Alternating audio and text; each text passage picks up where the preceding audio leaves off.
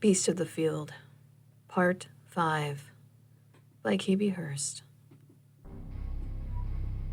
It was early morning when Dr. Tom Hurst woke. He was in the cage now, but he saw that the lock had been broken.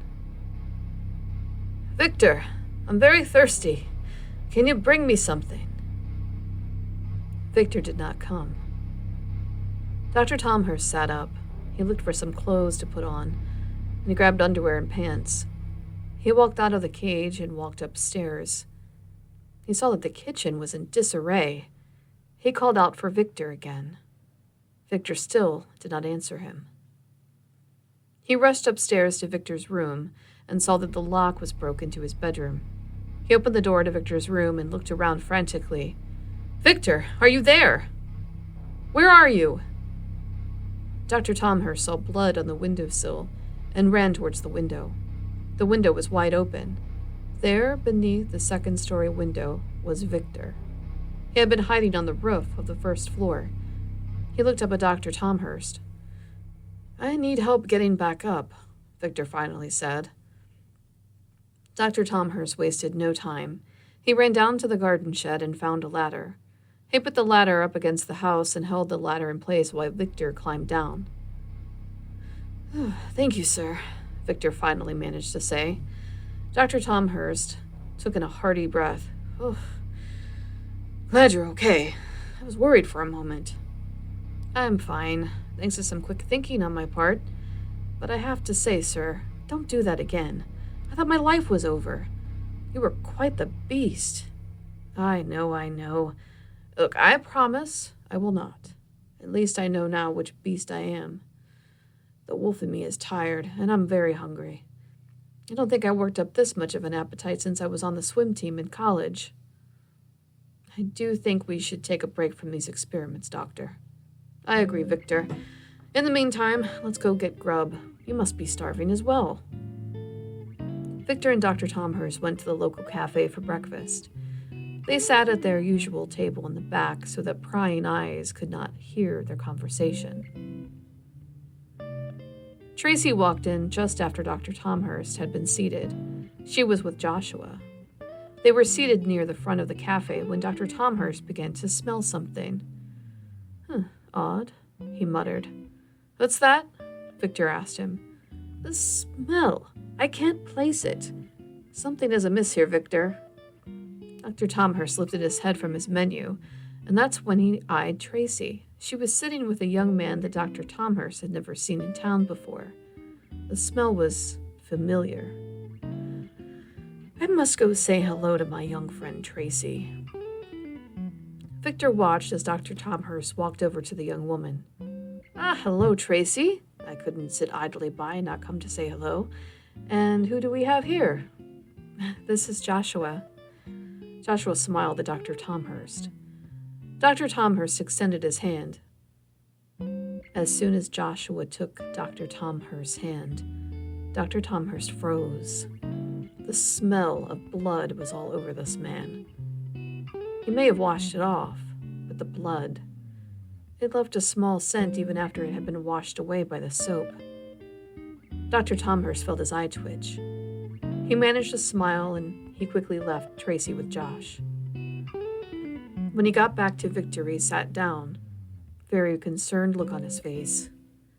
That man is dangerous.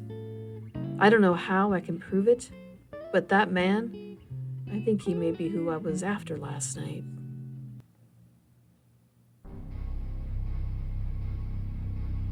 "That man, who is he?" Joshua asked. "Oh, that's Dr. Tom Hurst. He offered me some work recently. He's very odd, but kind as ever. He's also the richest man in this town. He has a lot of strings to pull, and he pulls all of them." Tracy laughed.